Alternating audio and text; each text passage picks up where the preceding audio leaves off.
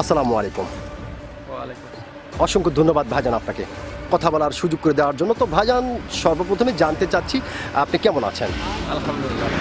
যাক, আল্লাহ পাক আপনাকে ভালো রেখেছে। তো ভাইজান আপনার নামটা জানতে পারি?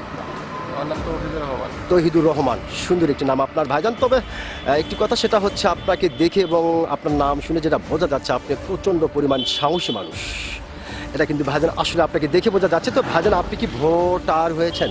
জি। জি, ভোটার হয়েছেন। কোন দেশের ভোটার আপনি হয়েছেন ভাইজান? আমার বাসা হচ্ছে লালমনিরহাট ডিস্ট্রিক্ট। লালমনিরহাট ডিস্ট্রিক্ট।